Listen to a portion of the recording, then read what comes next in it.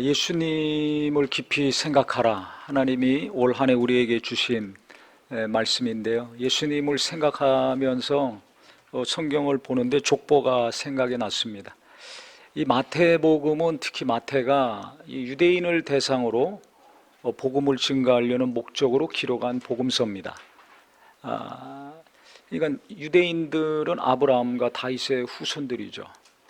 율법을 중요하게 여기고 율법대로 사느냐 안 사느냐를 항상 따지는 사람들입니다. 그들은 난지 8일 만에 할례를 받았고 그때 이름을 지어주었습니다.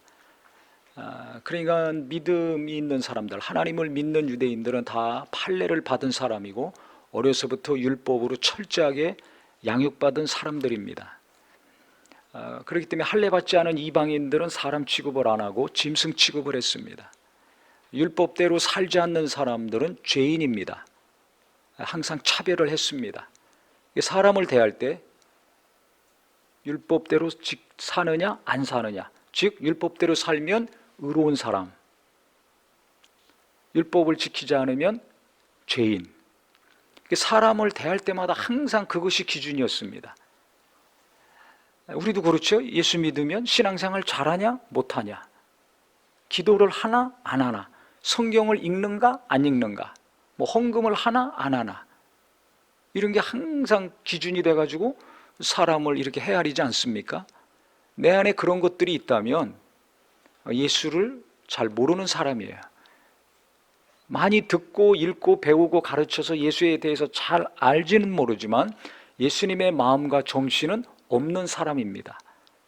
구약시대 신앙생활을 하고 있는 것입니다. 그래서 유대인들이 예수를 믿기 진짜 어렵습니다. 그것을 알고서 마태가 기록을 한 것입니다. 그래서 1절에 보면 처음부터 시작이 어떠냐, 아브라함과 다윗의 자손 예수 그리스도의 계보라 그랬습니다. 시작이 아브라함과 다윗이 나오죠. 중요한 인물입니다. 아브라함은 믿음의 조상이죠. 다윗은 왕입니다. 믿음의 계보, 왕의 계보를 통해서 오신 분이 예수님이다. 예수님의 계보라, 세계, 족보라는 뜻입니다. 그 족보가 지금 아브라함부터 다윗까지 14대, 다윗부터 바벨론 포로로 끌려갈 때까지 14대, 그 다음 이후 예수님까지 14대, 이렇게 기록을 했습니다. 족보면은 쭉 이름을 기록하고 끝나야 되는데 왜 17절에 그 대수를 14대, 14대, 14대 이렇게 나눠서 기록했을까요? 이유가 있습니다. 꼭 14대가 아닙니다. 정확히 얘기하면 중간에 몇 왕들이 빠졌습니다. 그러니까 마태가 자기가 임의로 의도적으로 14대, 14대, 14대다 이렇게 기록을 한 것입니다.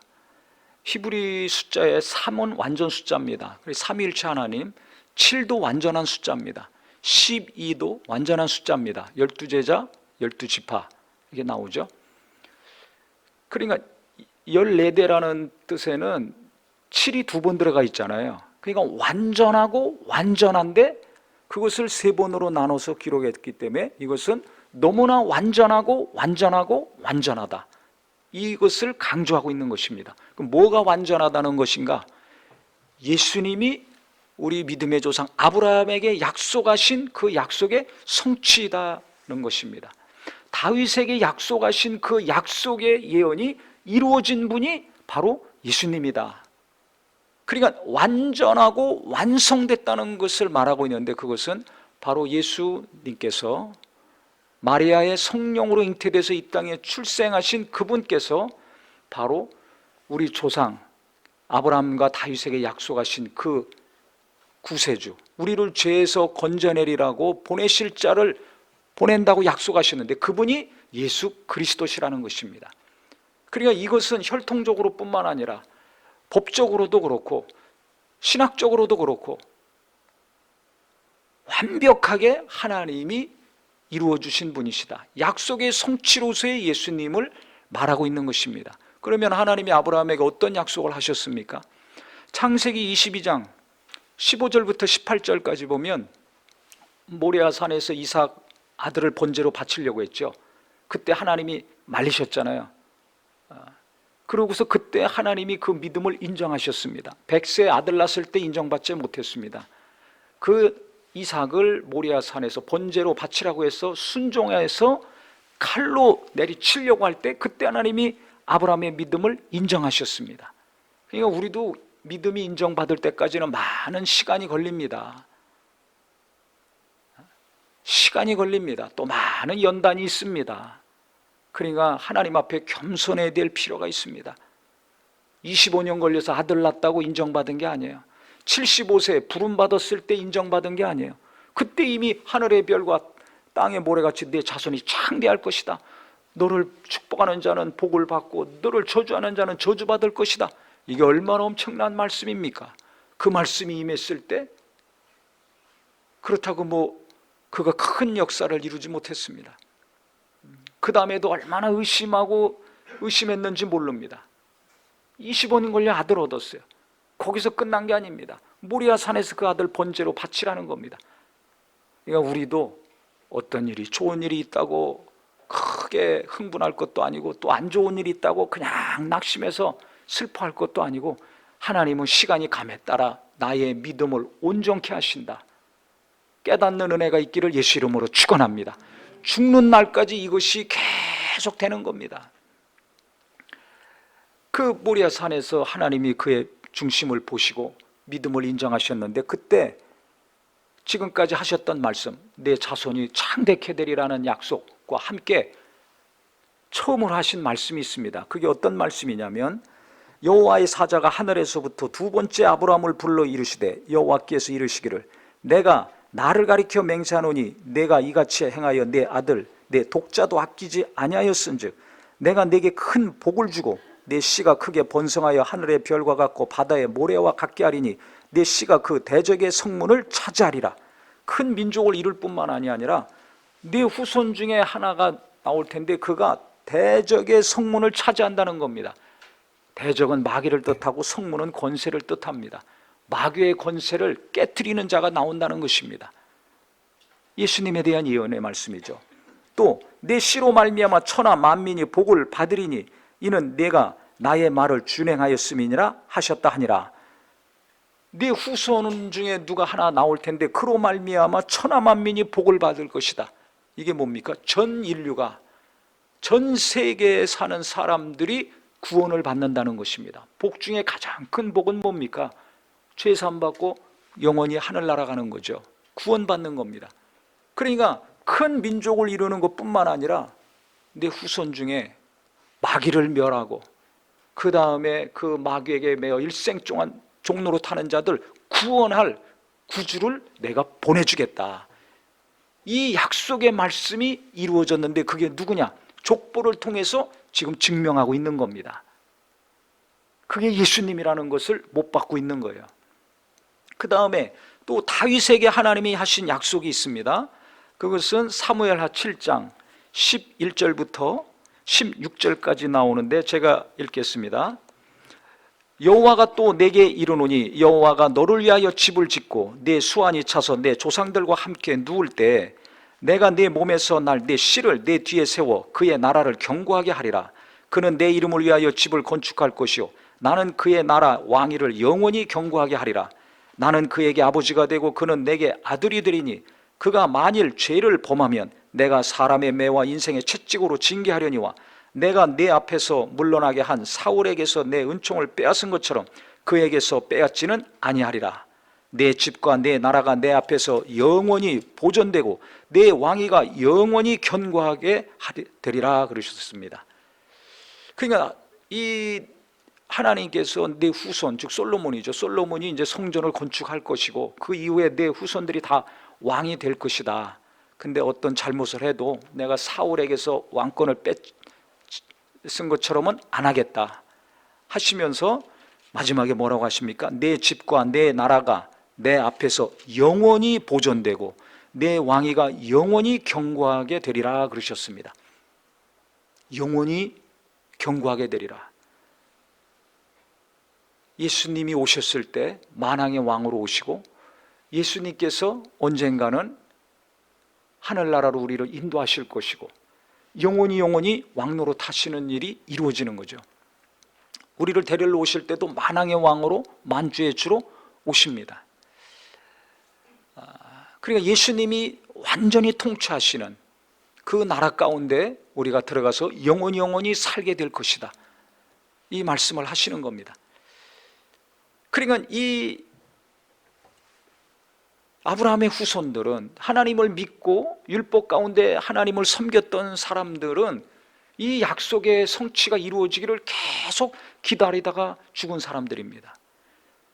하나님이 우리 조상 아브라함에게 약속하신 이 약속이 이루어지는 때가 올 것이다.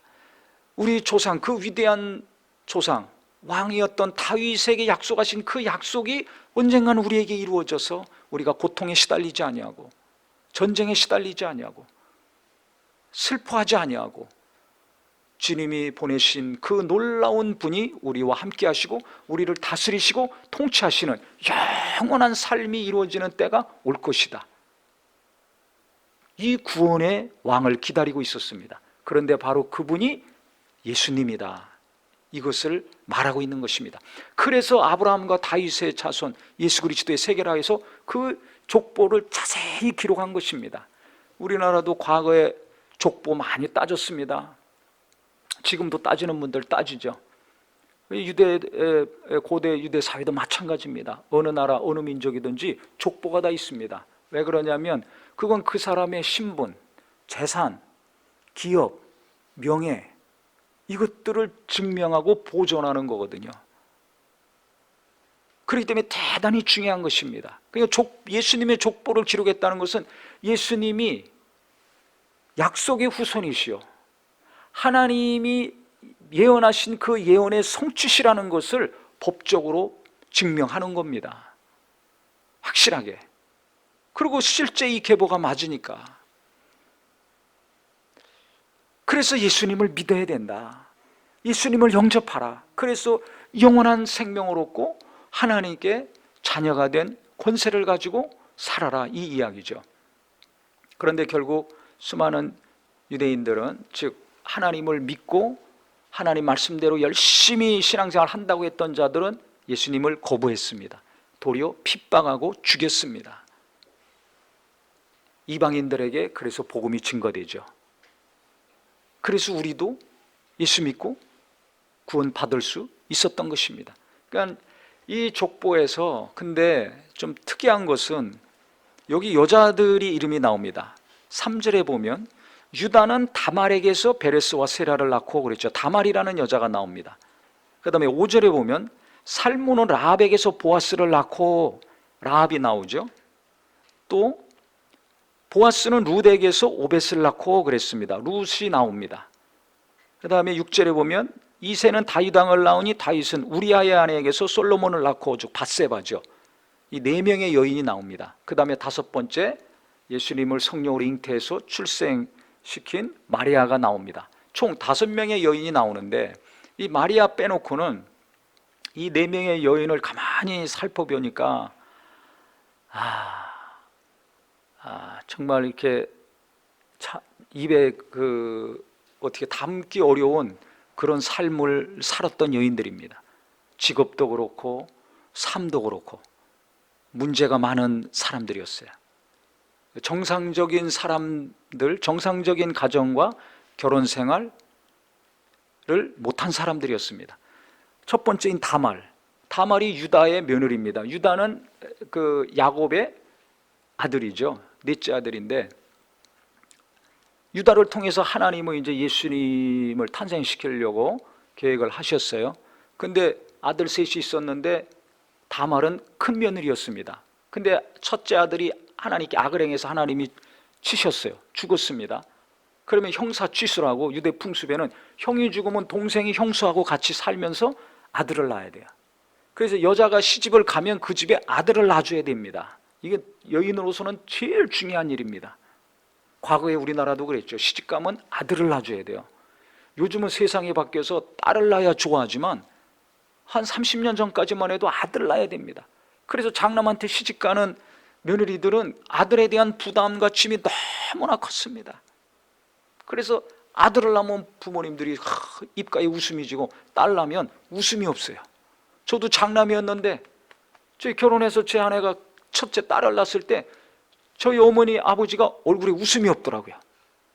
그 다음에 아들을 둘 줄줄이 나니까 그냥 막 웃음이 지어지죠. 흐뭇하고. 그게 저만입니까? 모든 부모님들이 다 그랬습니다. 과거 유대 풍습이 우리나라하고 거의 똑같습니다. 여인이 시집가면 아들을 낳아줘야 돼요. 그래서 아들을 못 낳고 남편이 죽었다 그러면 시동생하고 결혼해야 됩니다. 죽었다 그럼 그 셋째하고 또 결혼해야 됩니다. 이런 풍습이 있었는데, 왜? 대를 이어가야 되니까. 그러면 둘째하고 해야 되는데 이 둘째가 오난이었습니다. 둘째가 그럼 형수하고 해서 자식을 낳아야 되는데 피임을 했어요. 그래서 하나님 보시기에 또 악해가지고 둘째가 죽었습니다. 그러면 셋째 하고 결혼시켜가지고 이제 자식을 출생시켜야 되는데 셋째 아들이 죽을까봐 이 유다가 이 며느리하고 고리를 떨어지게 한 거예요.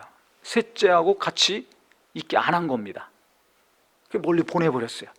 준다 하면서 막내를 지금 보호하고 있습니다.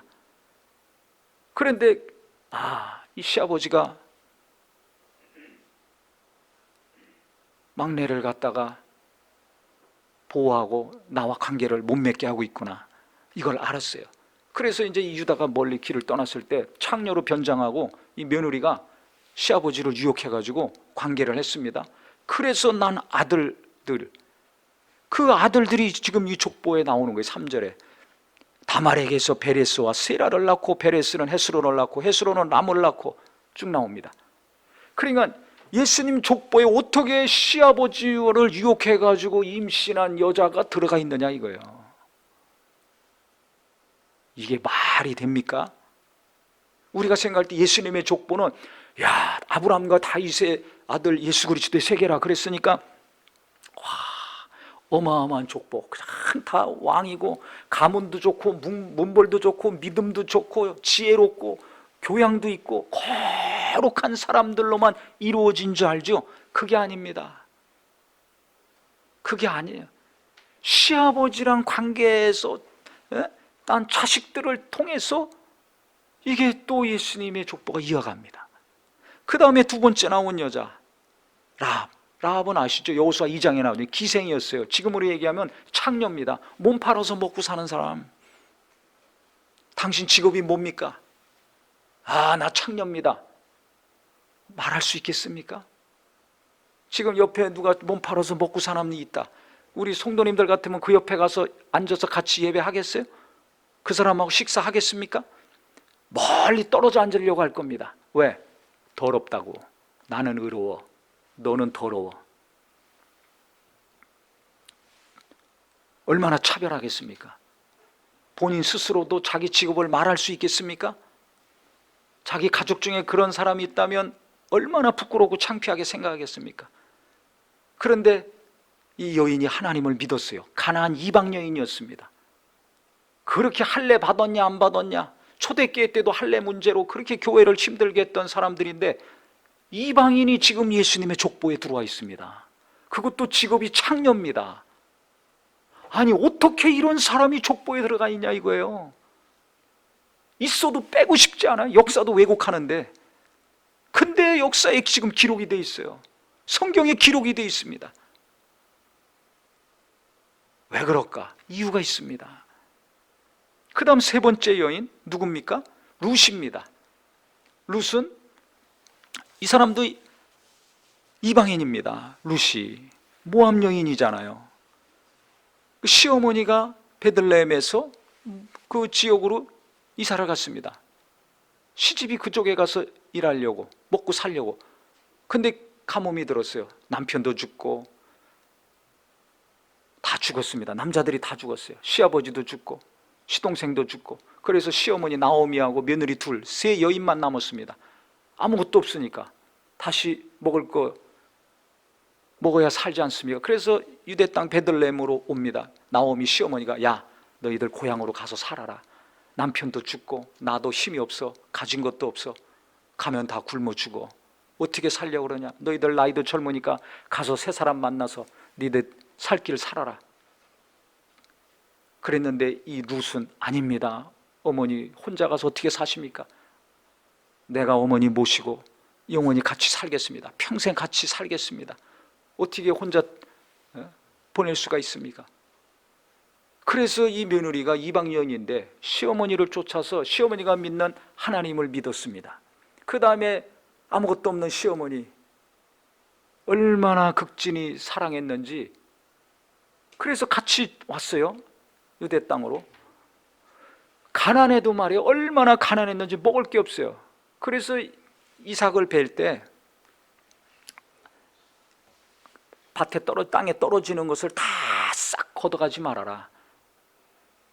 그거 남겨둬라. 그래야 가난한 사람들이 와서 이삭이라도 주워서 먹고 살 수 있다. 하나님이 그렇게 법을 만들어 주셨거든요. 그래서 이삭 주스러 갔습니다. 가난해도 진짜 찢어지게 가난했어요. 거기다 이방 여인입니다. 아니 예수님 족보에 들어가려면 좀 살만해야 되지 않습니까? 중산층 이상은 돼야 되지 않습니까? 우리가 좀 생각할 때는 귀족의 가문의 딸이든지 무슨 큰 권세가 있던지 이래야 될 거 아닙니까? 그런데 무슨 남편 주고 시아버지도 주고 시동생도 주고 과부예요. 거기다가 하나도 가진 게 없어요. 이삭 추수하러 갈 때 남인 땅에 가가지고 그거 이삭 주워가지고 시어머니랑 같이 끓여서 먹어야 될 정도로 찢어지게 가난한 사람이었습니다. 부자가 아니라 진짜 가난한 사람이었습니다. 유명인사가 아니라 창녀였습니다. 거룩한 자가 아니라 시아버지랑 관계에서 자식을 낳은 사람이었습니다. 이런 여인들이 지금 족보에 들어가 있어요. 그것도 예수님의 족보에. 그 다음에 여긴 이름도 없습니다. 이 여자는 밧세바라는 이름도 없어요. 우리아의 아내에게서 솔로몬을 낳고 그랬습니다. 다윗은 우리아의 아내 밧세바. 그러니까 유대 사회에서는 좀 안 좋게 인식하고 있는 여자죠. 아니 왕이 오라 그러면 정조를 지키고 가지 말아야지. 아니 죽는 한이 있더라도 정조를 지켜야지. 어떻게 자기 남편이 있는 여자가 왕이 오라 그런다고 오밤중에 가면 무슨 일이 일어날지 뻔히 알지 않습니까? 또 그 다음에 정조를 지켜야지. 아무리 그랬다 할지라도 남편을 죽인 왕인데 왕이 그 다음에 오라고 한다고 가가지고 그 아내가 돼? 그래서 이 밧세바는 간음한 여자, 남편을 죽인 왕하고 같이 산 여자, 누가 좋게 이야기하겠습니까? 다 손가락질하고 안 좋게 얘기할 상황 아닙니까? 지금 이 족보에 나와 있는 이 여인들 보세요. 내세울 만한 게 있어요? 다 감추고 싶은 삶이지 않습니까? 직업도 그렇고 행한 것도 그렇고 어떤 것으로 보나 정말 밑바닥의 삶이에요. 가장 가난해, 가장 정말 안 좋은 직업,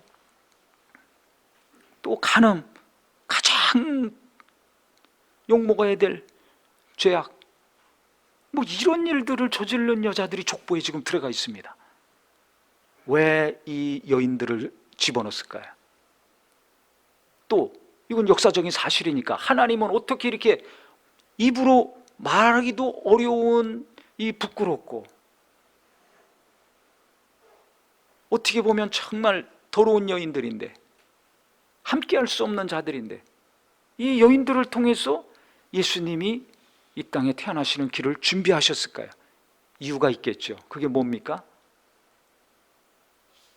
율법을 지키면서 성전에 가서 매년 제사를 하고 회당에 가가지고 계속해서 말씀 듣고 기도하고 찬양하고 어려서부터 말씀으로 잘 양육받은 거룩한 자들만 위해서 예수님이 오신 것이 아니라 이렇게 입에 담을 수 없을 정도로 죄를 짓고 밑바닥의 삶을 살고 천한 짓을 하고 범죄 행위를 한 자들이라 할지라도 예수님은 구원하려고 오셨다.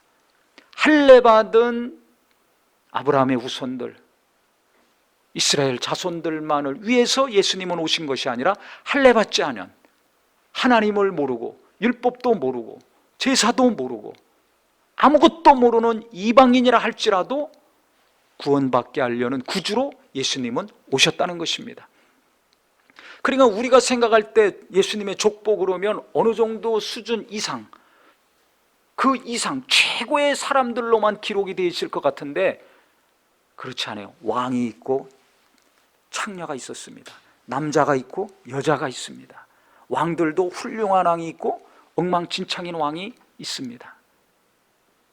부자가 있고 남의 밭에 가서 이삭을 주세야 겨우 한 끼 아끼 먹을 수 있는 지극히 가난한 자도 있습니다.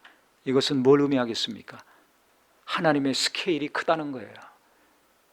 나는 그냥 좁은 소견으로 나는 이렇게 이 정도 수준의 삶을 살아야 돼, 이 정도 직업은 있어야 돼, 돈도 이 정도는 벌어야 돼, 내 자식도 이 정도 학교는 나오고 이 정도 직장은 가고 이 정도 배우자는 만나야지, 교회를 다녀도 이 정도 수준은 돼야지. 누구나 다 이게 있습니다. 오늘 내가 세우는 기준들이 하나 둘씩 깨지고 무너지는 은혜가 있기를 예수 이름으로 축원합니다. 그것 때문에 내가 괴롭고 내 가족들이 괴롭고 자녀가 괴롭고 같이 신앙생활하는 옆 사람에게 내가 고통을 주는 겁니다. 왜? 내가 무시하잖아요. 차별하지 않습니까? 만나면 한국 사람은 나이를 묻습니다. 그 다음에 학교 나왔나 안 나와를 묻습니다.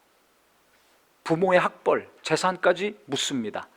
안 물으면 다른 사람 통해서 알아냅니다. 왜? 나는 그게 중요해. 우리는 그게 너무나 중요해요. 어느 학교 나왔냐, 어느 동네 사냐, 어느 직장 다니냐, 재산이 얼마냐. 그게 왜 그렇게 중요합니까?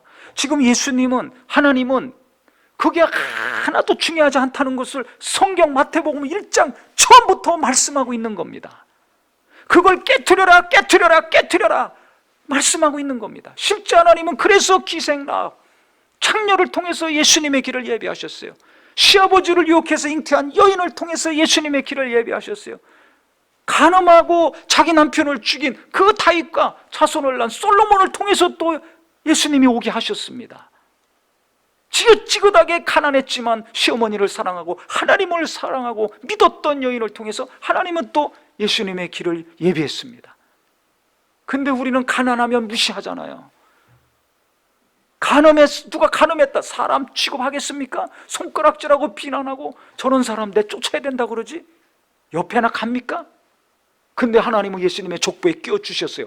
나는 빼는데 하나님은 끼워주셨어요. 나는 이런 사람 무시하고 빼내는데 하나님은 그 사람 중요하게 여기시고 가장 중요한 예수님이 오시는 족보에 들어가게 하셨습니다. 나는 예수 믿고 구원받았는데, 나는 예수님의 피로 말미암아 죄사함 받고 영원한 생명을 얻었는데, 주님이 품으신 자, 주님이 포용하신 자, 주님이 사랑하시고 관심을 갖고 함께 하신 자를 나는 무시하고 차별하고 천대하고 있지는 않는가? 예수님을 생각할 때마다 나는 왜 누군가를 차별하고 무시하고 만나지도 않고 정죄하고 비난하고만 있는가? 이것이 가정에서 일어나고 있지 않습니까? 내 가족들이 어떻게 살길 원합니까? 하나님 찾는데 다 내가 원하는 내 욕심과 내 만족을 채우기 위한 하나님이요 기도요 간구지. 진짜 성경에서 말하고 있는 하나님. 그래 예수님이 이 땅에 오셔서도 이 하나님 사랑하고 하나님 잘 믿다고 하는 사람들이 어떻게 비난했습니까? 당신의 선생은 죄인의 친구냐? 왜 세리와 창기들과 같이 밥 먹고 있느냐? 저 극악무도한 죄인들인데, 저 더러운 자들하고, 아니 당신 선생이 하나님의 아들이라며 이 땅에 구원을 이루려고 오신 구세주라며, 근데 어떻게 저 죄인들하고 같이 있어? 떨어져 있어야지. 왜? 자기들은 떨어져 있었거든요. 나는 의로워, 우리는 의로워, 우리는 믿음이 있어. 근데 어떻게 저 더러운 자들, 믿음 없는 자들, 저런 사람들과 같이 해? 우리가 진짜 예수 믿고 있습니까? 내가 진짜 예수 제대로 믿고 있습니까? 성경 지식을 많이 알고 있고 성경 구절 많이 알고 있고 교회 다닌 연수가 오래됐다고 위로받지 말아야 됩니다. 그들과 함께하는 사람이 기도도 못하고 성경 구절도 모르고 성경 일독도 안 했다 할지라도 그들과 함께하면서 그들을 위로하고 그들을 격려하고 그들에게 소망을 주고 주님의 사랑을 알게 하는 사람이 진짜 예수 믿는 사람입니다. 그 사람을 하나님은 기뻐하시고 최고로 여겨주실 겁니다. 나는 지금 어떻게 예수 믿고 있는가? 나는 어떤 예수를 내 가족들에게, 자식들에게 알려주고 있는가? 야, 너 그런 애들 만나지 마라 하고 있지 않습니까? 왜 만나지 말아야 됩니까? 가난하니까, 못생겼으니까, 부모가 무식하니까, 동네가 후진되니까 그렇습니까? 회개해야 된다고 생각합니다. 왜 만나지 말아야 됩니까? 다른 사람이 차별하고 무시하고 하면 할수록 더 가까이 가고, 야, 너 걔하고 햄버거라도 사 먹어라, 떡볶이라도 사 먹어라. 걔 도시락도 못 사오는 것 같은데 먹을 거 2개 만들어줘서 걔 갖다 줘라. 이게 제대로 믿는 부모 아닙니까? 제대로 예수 믿는 사람 아닙니까? 직장에서도 교회에서도 아유, 저 사람 맨날 손가락질하죠, 판단하죠, 무시하죠. 얼마나 잘났길래, 얼마나 거룩하길래 그렇게 합니까? 뭔가 모자라고 부족하면 남들이 다 손가락질하고 비난하고 차별하고 무시하고 내쫓으려고 하니까 내가 가서 위로해주고 격려해주고 차라도 뽑아주고 밥이라도 사주고 해야 되지 않습니까? 그래야지 그 사람이 한순간이라도 숨 제대로 쉬지 않겠습니까? 예수님은 죄인들의 친구였습니다. 같이 식사하고 교제했습니다. 차별하지 않았습니다. 하나님도 차별하지 않았습니다. 우리가 생각할 때는 아니, 어떻게 이런 사람들이 예수님의 족보에 들어가? 아니, 어떻게 이런 여자들을 하나님이 예수님 오실 길에 집어넣으셨대? 말이 안 되잖아요. 하나님이 그럼 실수하신 겁니까? 하나님이 그때 잠깐 졸으셨습니까? 그게 아닙니다. 그만큼 내 안에 뿌리 깊게 누군가를 차별하고 무시하고 비난하는 것이 있는 것입니다. 하나님이 안 하시고 있는데, 예수님도 안 하셨는데, 안 하셨기 때문에 내가 구원받고 일방적인 하나님의 은혜로 내가 죄사함 받고 영생을 얻었는데, 은혜 받은 사람이, 일방적으로 용서받은 사람이 누군가를 무시하고 차별하고 있어요. 나 스스로도 그게 내 안에 있으니까 나를 또 낙심케 만듭니다. 아, 내 직업이 별 볼 일 없어. 다른 사람하고 비교하니까 나는 돈을 못 벌어. 너무 가난해. 못났어. 실력도 없고 믿음도 없고. 그러니까 열등감에 시달리고 빠져가지고 헤어나지 못하고 있죠. 이것도 똑같은 거예요. 아니, 하나님은 이렇게 연약한 자들, 밑바닥에 있는 사람들, 가난한 사람들 높여주시고 함께 해주시고 품어주셨는데 왜 내가 내 스스로를 그렇게 죽이고 있습니까? 내가 아무리 가난할지라도 하나님은 나를 품고 계세요. 나를 중요하게 보고 계세요. 부자들만 하나님이 기뻐하시는 것이 아닙니다. 잘 나가는 사람들만 하나님이 들어 쓰시는 것이 아닙니다. 가장 밑바닥에 있는 사람들도 하나님이 손에 붙들려 쓰임받고 있지 않습니까? 근데 왜 내 스스로가 나는 돈이 없어, 나는 학벌이 없어, 나는 대학을 못 나왔어, 나는 무식해, 나는 성품이 안 좋아, 나는 부모가 교양이 없어, 왜 낙심하고 좌절하고 괴로워합니까?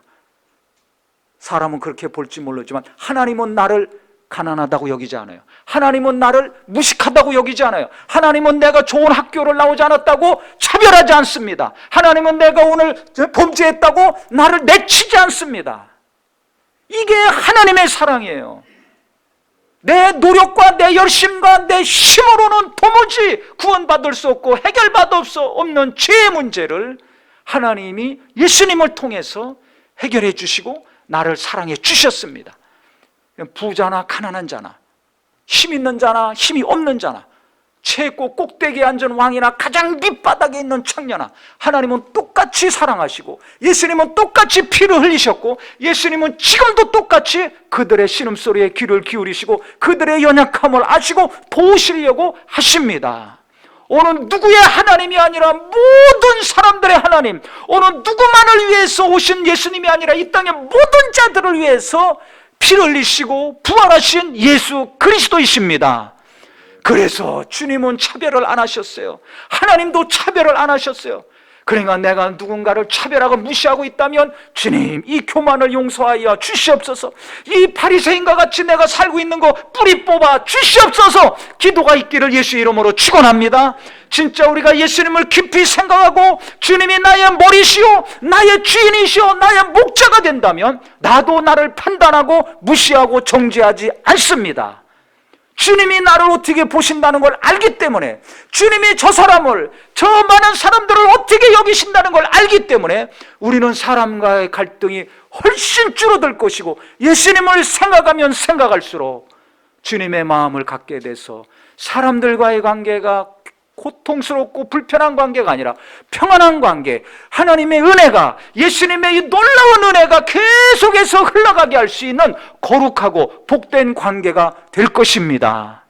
그래서 사회적인 지위를 높이고 재산을 높이고 학벌을 높이고 해서 무언가 행복해진다는 착각 속에서 벗어나셔서 더 이상 내가 나를 괴롭히지 말고 남도 괴롭히지 말고 자식도 괴롭히지 마시고 예수 안에서 진정 자유자자, 주님이 모든 것에서 벗어나게 하셨으니까 예수 안에서 참으로 평안하며 기뻐하며 살 수 있는 우리 모든 성도가 되시기를 예수 이름으로 축원합니다. 그런 사람들이 모인 교회가 세상의 빛을 비출 수 있을 것입니다. 할렐루야. 같이 기도하겠습니다.